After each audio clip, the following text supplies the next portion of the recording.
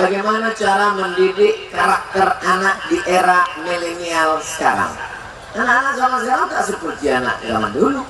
Zaman anak dulu bisa dibentak-bentak, jangan. Anak sekarang kita bentak, suara dia lebih kuat dari kita. Kita bentak dia, jangan. Dia bisa nembak, ditembaknya kita.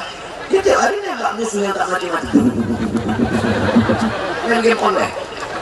Oleh sebab itu maka cara mendidik mereka kita bekerja sama dengan tim IT, membuatkan ceramah, tapi tidak melalui mulut ustadz, melalui drama, melalui sinetron, melalui film animasi. Ini merangkap pendidikan milenial. Anak-anak muda tidak mau pengajian sama orang-orang tua. Ustaz Somad, kami maunya anak muda ini khusus pengajian anak muda. Makanya beberapa pengajian saya hadir isi anak muda semua. Karena kata mereka, kenapa kalian nggak mau ikut pengajian orang tua? Saat itu ceritanya mati sakaratul maut, mati saya mau neraka, mati saya mau neraka. Kami mau cerita tentang masa depan. Anak muda tidak mau selamanya diceramai. Mereka maunya ada dialog. Maka dibuatkan malam ini pengajian kita dialog interaktif antara bapak polisi dengan lawyer, advokat. Advokat itu pengacara, bukan yang hijau-hijau pakai cat putih. Hadirkan malam itu ustadz, advokat, polisi, lawyer, pengacara dengan mantan pecandu narkoba. Nah, jadi dialog. Itu pembawa acara interaktif. Nah, menurut bapak polisi, gimana nih tentang narkoba pak polisi? Siapa yang pakai narkoba penjara? Siapa yang mau tembak? Siapa yang pakai narkoba gantung? Pak dokter, gimana menurut bapak tentang narkoba? Siapa yang pakai narkoba gila? Siapa yang narkoba mati? Siapa yang narkoba bodoh? Mungkin Ustaz ada kalimat yang lebih menyejukkan Ustaz. Siapa yang pakai narkoba neraka jahanam? Siapa yang pakai narkoba itu disungkurkan dalam neraka jahannam? Mungkin saudara yang sudah taubat, gimana perasaan saudara? Alhamdulillah saya sejak berhenti pakai narkoba ini makan lebih kuat, badan lebih sehat. Dulu waktu mau pakai narkoba itu bawaan saya mau bunuh diri ya. Kalau udah nggak dapat sakau habis saya jual semua. Habis piring-piring mak saya pun saya jualnya. Nah, jadi dengan dialog itu terbuka. Kesempatan depan penyelenggaraan jenazah untuk anak muda milenial. Yang tua jangan. Kalau ada cara penyelenggaraan jenazah orang tua jangan ikut. Karena mereka yang mau kita selenggarakan.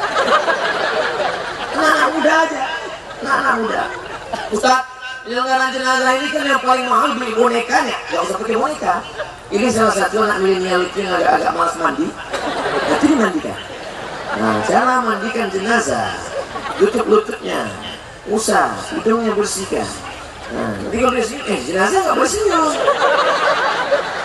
Syuting video nanti diupload di internet supaya dilihat anak-anak muda yang lain. Mandikan jenazah gaya milenial. Ibu, seandainya meninggal dunia, siapa yang lebih ibu inginkan memandikan jenazah ibu? Anak kandung atau orang lain? Anak kandung. Anak kandung itulah yang dididik generasi milenial. Bayangkan kalau ibu dimandikan orang lain. Syukur kalau ibu orangnya baik, lemah lembut. Kalau ibu orangnya sombong, waktu hidup angkuh minta ampun, nengok orang susah, langsung bolak balik. Pas meninggal, apa kata mereka? Waras kerja. Begitu ibu meninggal, mereka kunci pintu kamar mandi, langsung mereka ambil super pel. Ini sombong gitu. Diambilnya bus WC. Oh dulu kan yang sombong.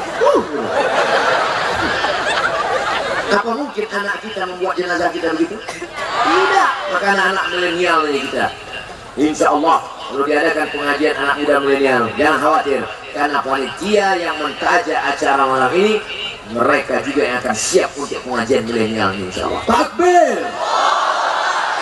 Selama saya tausiah tadi, ada nggak saya takbir? Nggak ada kan? Kenapa saya tak takbir? Karena saya tengok belum ada yang masih kasihkan. Sekarang sudah ada agama lagi. Saya tengok Ustaz mulai goyang-goyang juga. Makanya saya kalau khutbah Jumat, saya tengok di mana saya tengok yang orang mulai situ. Jamaah yang dimuliakan.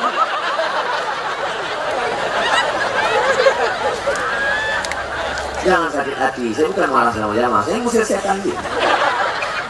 Ustaz, bagaimana hukumnya wanita haid masih berzikir dan melantunkan ayat Quran?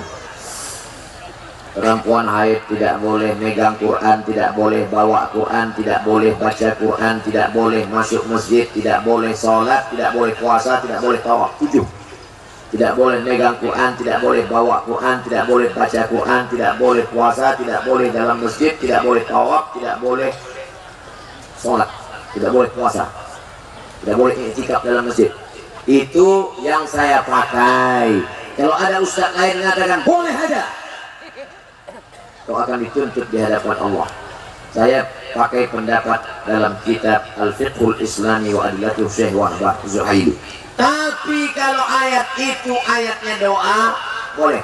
Contoh, Subhanalladzi sakhkhara lana hadza wa ma kunna lahu muqrinin wa inna ila rabbina lamunqalibun. Itu ayat Quran. Tapi saat dibaca berfungsi sebagai doa, naik pesawat, naik kendaraan. Boleh apa enggak boleh? Boleh, karena fungsinya sebagai doa. Naik motor, Subhanalladzi sakhkhara lana hadza wa ma kunna lahu muqrinin wa inna ila rabbina. Dalam keadaan haid, boleh, enggak masalah. Rabbana atina fid dunya hasanah. Itu ayat Quran. Fungsinya saat itu sebagai doa, boleh. Yang kedua, zikir boleh. Subhanallah walhamdulillah. Banyak perempuan maaf sedang haid diganggu setan. Kenapa? Karena sedang haid itu pikirannya galau, susah, berdiri di depan pintu, tepi jendela, mulut menganga. Bukan cuma setan masuk, lalat pun masuk. Maka perempuan itu tetap berzikir subhanallah, subhanallah, supaya ngusir setan. Subhanallah, subhanallah, subhanallah. Datang kawannya yang ngobrol ceritakan orang lain, gimana kabarnya suaminya? Subhanallah. Katanya saya sudah hamil 9 bulan, gak ada suami. Alhamdulillah. Allahu Akbar. Ustaz, bagaimana hukumnya menyembunyikan uang suami?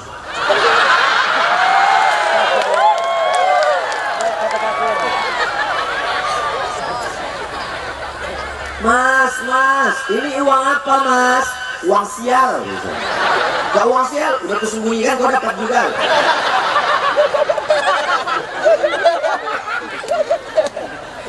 Waktu nikah, bapak punya kebun sawit, kebun karet, kebun padi, sawah. Ibu waktu nikah juga punya kebun. Hadiah dari orang tuanya, atau warisan, atau dibelinya, atau karena dia PNS, atau dia punya tabungan. Ibu juga punya uang, tabungan, punya kebun, punya sawit, punya rumah.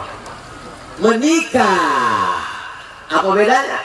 Dalam harta bapak ada hak ibu, tapi dalam harta ibu tidak ada hak bapak.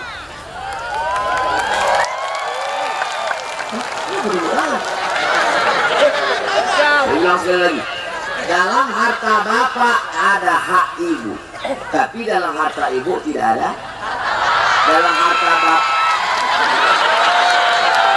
harta bapak itu hak ibu namanya nafkah. Ibu punya hak dari bapak 5: makan, pakaian, tempat tinggal, pendidikan, perhatian. Sedangkan ibu kepada bapak wajib patuh dan taat selama bapak patuh dan taat kepada Allah dan Rasulullah SAW. Apakah setelah menikah lalu suami serta-merta, hai istriku, mari kemari, kebunmu punyaku, mobilmu punyaku, surgamu di bawah tapak kakiku? Ya. Tapi huwa jannatuki wa naruki, suamimu itu bisa jadi surgamu, suamimu juga bisa jadi neraka. Kamu tidak tahu kan? Mereka adalah suami yang rendah hati dan tawadu. Ibu bisa masuk neraka gara-gara mereka. Ibu juga bisa masuk surga gara-gara mereka. Nah, itulah makanya dikasih kayu supaya nggak pukul-pukulan. Sekarang setelah jelas, tiba-tiba ibu sembunyikan uang mereka. Why? Kenapa itu bisa terjadi? Padahal mereka sudah kasih nafkah, dikasihnya makan, dikasihnya pakaian, diberinya pendidikan, diberinya perhatian, diberinya tempat tinggal. Kok ambil juga? Maka itu istri yang zalim dan Allah. Tapi kalau mereka tidak memberi nafkah, makan tak dia kasih, pakaian tak dia beri, tempat tinggal tak dia sediakan, pendidikan tak pernah dia ajar, perhatian tidak ada, maka ibu punya 6 orang wali. Ayah, kakek, abang, adik, abang ayah, adik ayah. 6 wali memanggil Fir'aun itu. Hai Fir'aun, come here. Saya ceritakan jalur yang formal. Adapun ibu tiba-tiba cari dompetnya pas dia mandi lalu diambil, itu namanya jalur non formal. Tidak dibenarkan. Apakah boleh mencuri listrik karena negara curang? Tak boleh. Dalam sosialisasi Komisi Fatwa Majelis Ulama Indonesia tentang mencuri listrik, alasan mereka, kenapa mencuri listrik? Karena negara curang, kami curi listrik. Tidak boleh begitu. Karena suami pengkhianat lalu dibalas dengan pengkhianatan, bukan ajaran Islam.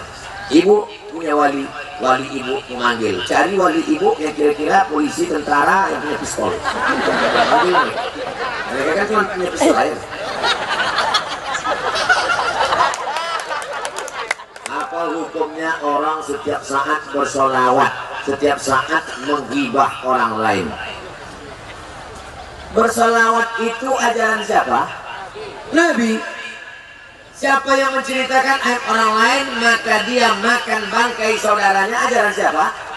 Ajaran Nabi. Dalam Al-Quran, ayuhibbu a'adukum ayyakula lahma akhihi maitan. Maukah kamu memakan bangkai saudaramu? Siapa itu orang makan bangkai saudaranya? Yang menceritakan aib saudaranya. Kenapa ajaran Nabi yang ini kau ambil, yang ini kau tinggalkan? Kalau memang kau umat Muhammad SAW, ajaran Nabi bersalawat ambil, menceritakan aib orang lain tinggalkan. Oleh sebab itu yang selama ini menceritakan aib orang lain, wabah jadi selawat. Allahumma sholli ala sayyidina Muhammad. Sallallahu ala Muhammad. Sallallahu alaihi wasallam. Sallallahu ala Muhammad. Sallallahu alaihi wasallam. Selawat, Allahumma sholli ala sayyidina Muhammad. Allahumma sholli ala sayyidina Muhammad. Tapi pada waktu selawat, waktu ngasih duit, kasih duit. Jangan nunggu selewat. Sallallahu alaihi wasallam. Enggak sampai lewat apa belum?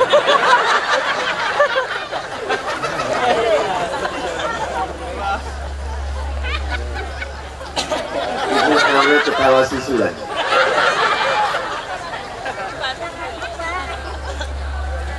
Ustaz, istri saya galak.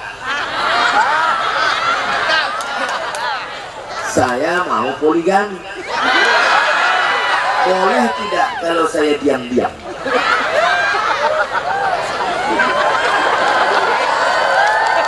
Ibu-ibu, sebelum saya jawab, tarik nafas dulu. Karena saya khawatir ini akan menyebabkan serangan jantung mendadak.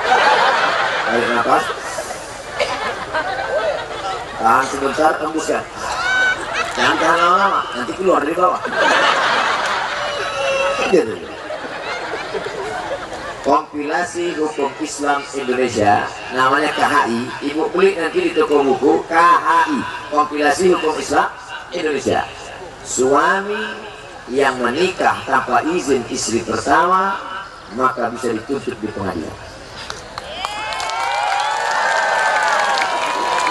Nampaknya Ustaz ini pembela perempuan aja.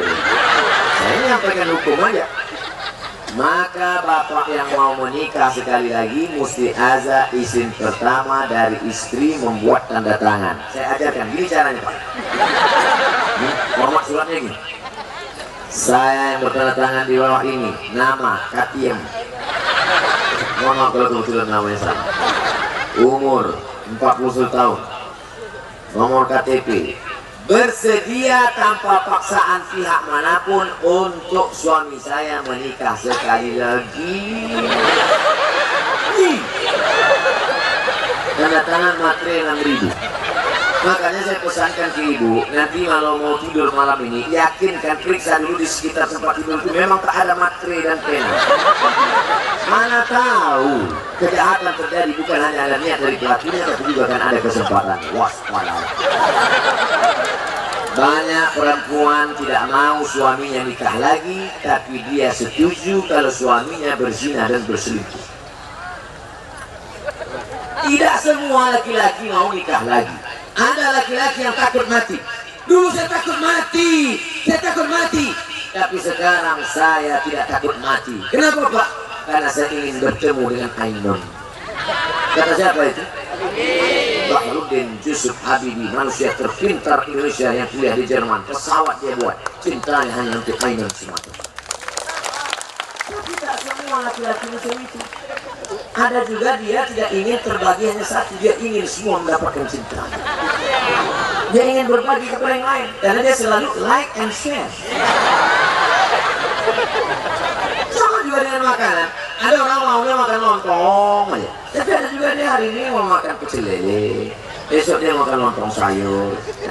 Jadi tak sama. Jadi kalau kebetulan suami ibu modelnya macam Pak Bahrudin Yusuf Habibie, tapi ada pula model yang lain, tergantung model. Maka sebelum nikah tanya dulu, Bang, kamu model apa? Apa hukumnya menumpuk uang kas masjid? Tadi kami cerita dengan Pak Wagub, beliau pergi ke Yogyakarta, mampir ke masjid Jogo Karyan. Masjidnya biasa aja, tapi programnya luar biasa. Setiap hari Jumat pengurus membacakan kas masjid kita 0. Setiap hari Jumat kas masjid kita kosong. Kenapa? Uang kas masjid tak pernah bertahan. Untuk apa? Fakir miskin. Untuk apa? Beli karpet. Untuk apa? Modal usaha. Untuk apa? Tapi ada pengurus masjid bangga, kas masjid kita 300 juta. Padahal uang umat tak kemana perginya. Oleh sebab itu maka ada program, tadi saya dengar Pak Wagub, program bagus sekali. Pengurus-pengurus masjid diberikan kesempatan menyalurkan penjualan beras harga murah, tapi yang boleh membelinya adalah orang yang sholat berjamaah ke masjid. Bagus atau bagus? Bagus. Dan saya dibawa pula oleh Ustadz Lukman di Pontianak. Jangan lupa nanti kalau ke Pontianak mampir ke gedung tower tinggi namanya Munzalan Tower. Masjidnya bentuk sampan kapal Nabi Nuh. Mana tahu nanti air naik ke Pontianak, yang naik sampan itu yang selamat. Dan ada tower. Apa nih planning Ustadz Lukman ke depan? Tower ini akan jadi kantor, tower ini tempat bisnis, tower ini akan jadi hotel. Hotel pokoknya hebat lah. Hotel yang buka pintunya nggak pakai kartu lagi. Sekarang kan dulu kan buka pintu hotel pakai kunci, lama-lama pakai kartu. Sekarang enggak. Nanti modelnya bersentuh ke agak-agaknya lah kalau nengok dari gaya. Tapi belum lagi. Tadi kami masih naik pakai lift, pakai mesin pompong. Naik. Seumur hidup saya sudah baru takut. Artinya apa? Membangun peradaban berdasarkan masjid. Tapi di sampingnya ada klinik gigi, klinik bersalin. Orang yang sakit gigi tak pernah ke masjid. Pas dia sakit gigi ke masjid karena memeriksakan giginya. Kita punya mimpi-mimpi besar. Di samping masjid ada jual beras, di samping masjid ada jual makanan, di samping masjid ada klinik tempat orang melahirkan. Maka peradaban dibangun berdasarkan masjid. Sehingga masjid tidak lagi menjadi kebanggaan, mewah, duit banyak. Tapi yang sholat pemain inti, imam, makmum satu orang. Itu pun kadang-kadang dia jadi imam, dia jadi muazzin, dia jadi makmum, dia mesti. Hayya 'alas shalah. Kata jamaah, kau aja duluan lah. Saya tidak ingin bertanya. Saya hanya ingin Ustadz menyebutkan manfaat dan keberkahan dari bersedekah. Bertanya juga lah itu. Sama dengan pertanyaan Ustadz, apakah manfaat sedekah? Memang orang Kendawangan sudah sedekah. Gaya dia luar biasa. Pertama, da'u mardakum bis-shadaqah. Obati orang yang sakit di antara kalian dengan perempuan divonis kena penyakit kista sebesar uang logam. Rahimnya harus dibuang. Ibu, dalam rahimmu ada kista sebesar logam, maka harus dibuang. Dokter, nanti kalau dibuang saya nggak bisa ambil. Nggak bisa ambil lagi. Mendengar itu si ibu menangis. Suaminya senyum. Akhirnya si ibu tahu hadis Nabi dawu marwakum bisadaqah, obati orang yang sakit dengan sedekah. Dia pun bersedekah. Pas mau operasi datang lagi dicek dokternya, heran. Dicek sama dokter, ditengok, wow, amazing. Ibu makan apa? Biasa, pecel lele. Herbal? Nggak ada. Berobat? Tidak. Kenapa? Ternyata mengkerut kista hilang, tak jadi operasi. Si ibu tidak perlu operasi. Jadi saya bisa ambil lagi? Bisa. Si ibu tersenyum. Suaminya menangis. True story, kisah nyata. Maka manfaat sedekah yang pertama menyehatkan penyakit. Yang kedua, kullu mri'in tahta zilli shadaqatihi. Setiap orang akan bernaung di bawah sedekahnya nanti pada hari kiamat. Malam ini matahari tak terbit, malam ini tak hujan, tak perlu naung. Tapi di padang mahsyar kita perlu tempat bernaung. Apakah masih ada tenda di akhirat? Tak ada. Apakah tukang tenda kalau mati bawa tenda? Siapa yang akan menaungi kita nanti di akhirat? Sodakoh, bukan sholat. Maka ibu bapak kalau mau dapat naungan di akhirat, banyak-banyak bersedekah. Tiga, shadaqatu sirri tudfi'u ghadabar rabbi. Sedekah memadamkan murka Allah. Kama yudfi'ul ma'an nar, sebagaimana api memadam dipadamkan oleh air. Kalau nampak api bergejolak, padamkan dengan hujan buatan. Ya turun-turun, nunggu istisqa, turun hujan. Memadamkan murka Allah dengan banyak-banyak bersedekah. Empat, shadaqatu sirri tudfi'u, shadaqatu sirri tarfa'u mitatas su'. Sedekah menolak mati su'ul khatimah. Makanya kalau mau selamat dari su'ul khatimah, Allahumma khtim lana bi husnil khatimah wa la takhtim alaina bi su'il khatimah. Di antara mau dapat husnul khatimah adalah bersedekah. Alhamdulillah, karung beras sudah penuh. Ustaz, bagaimana caranya menghilangkan penyakit hati seperti sombong? Abdul Somad, kau sombong kenapa? Karena kau sekarang dikasih tempat yang tinggi, dikelilingmu bunga-bunga macam film India. Abdul Somad, kau sombong karena kau dekat bapak wakil gubernur. Sebelah kiri wakil gubernur, sebelah kanan wakil bupati. Oh, foto dari jauh. Entah ada filmnya atau tidak. Sombong. Bagaimana cara mengingatkan kesombongan? Yang sombong-sombong malam ini, besok pagi, malam ini jangan. Besok pagi cari masjid, cari WC, masuk ke dalam WC, cari WC yang paling kotor, ambrus. Bersihkan WC supaya kau sadar tempatmu paling mana. Itulah yang paling layak. Tapi jangan tahu orang lain. Ini banyak juga orang kadang mau beramal streaming di depan kamera. Saudara, kalau ingin menghilangkan kesombongan, masuklah ke dalam WC. Mau menghilangkan kesombongan, besok pergi ke Ketapang, pergi ke rumah sakit, lihat orang yang cuci darah. Ada harga uang? Tidak ada. Saya pergi ke rumah sakit, Pak dokter, berapa ini harga cuci darah ini sekali cuci darah? 3 juta Pak Ustaz. Seminggu berapa kali? 2 kali. Sebulan berapa kali? 8 kali. 3 kali 3 juta kali 8 kali berapa? Banyak. Mana harga uang? Tak ada. Harga jabatan tak ada. Kalau sudah mau sakratul maut, banyak orang datang, tapi yang menolong hanya la ilaha illallah. Mau menghilangkan kesombongan, pergi ke liang lahat pas orang mau dikubur, dekat-dekat ke liang kubur, tengok liang kubur. Ada bunga-bunga di liang kubur.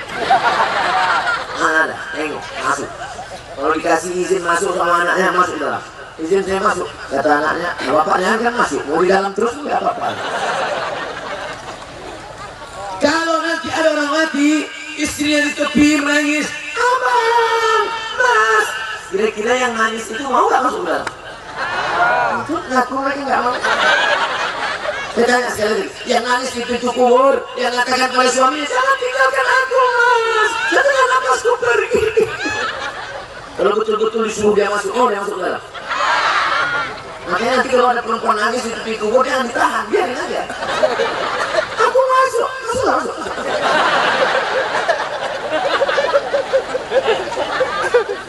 Hai orang-orang yang sombong, pergi ke WC, gosok WC yang kotor. Hei orang yang sombong, pergi ke rumah sakit, tengok orang yang sakit. Hei orang yang sombong, pergi ke samping kubur, tengok orang masuk liang lahat. Hilang sombong, tak juga hilang.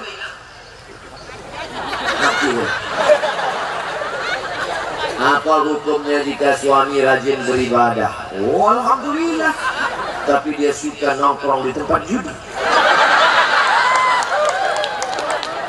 Ini ada, kalau bahasa Melayunya, something wrong. Ada kekeliruan. Kenapa bisa dia rajin ibadah, rajin pula dia nongkrong tempat judi? Innamal khamru khamar, wal maisir judi, wal ansab menyembelih berhala, menyembelih binatang untuk berhala, wal azlam mengundi nasib, rijasun najis, min amali syaitan perbuatan setan, fajtanibu jauhi. Man salatuhu lam tanhahu anil fahsya wal munkar. Siapa yang sholatnya tidak mencegah dirinya dari keji dan munkar, falam yazdad illa bu'dan, maka dia makin jauh dari Allah. Inna salata tanha anil fahsya wal munkar. Apa beda fahsya dan munkar? Fahsya seksual, munkar non seksual. Judi itu masuk fahsya apa munkar? Munkar. Sabu-sabu masuk fahsya apa munkar? Munkar. Ngintip istri tetangga fahsya apa munkar? Fahsya. Ada orang nggak mau main judi, nggak nyambung, nggak sabi, tapi selalu SMS gini orang. Itu fahsya. Ada nggak gatal, matanya nggak jelalatan, tapi main judi. Bukan cuma melaga ayam, laki orang pun laga. Ini munkar. Sedangkan sholat mencegah dari fahsya dan munkar. Makanya tadi awal kesana tadi adalah malam ini yang pertama kali taubat. Tidak ada gunanya pengajian ramai kalau tidak ada efeknya. Saya tidak mau waktu Ustaz Abu Sawat kemarin ke Kandawangan, ramai. Terus apa efeknya? Sampah bertimbun. Bukan itu. Kita ingin ada perubahan. Ya Allah, mudah-mudahan yang berjudi, yang minum khamar, sabu-sabu, yang riba, yang aib orang berhenti setelah malam ini insyaallah. Bagaimana kita bisa menentukan waktu yang tepat untuk sholat taubat? Mohon penjelasan yang sebenar-benarnya Pak Ustaz. Di ujung ada pula gambar titik 2 senyum. Waktu yang paling bagus adalah malam. Pulang dari sini langsung tidur. TV mati.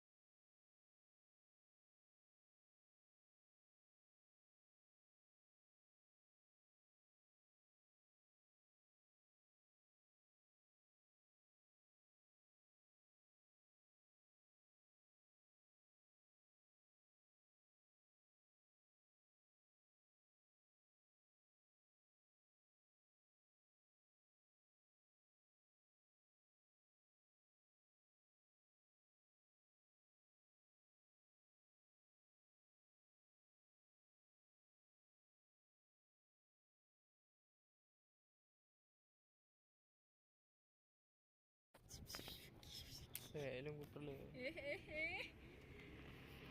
Siap. Cara menikmati sunset. Kau harus pakai HP nak beli GoPro. Boleh buka video 6 menit. 6 menit. Panjang lah 6 menit. Habis baterai 5%.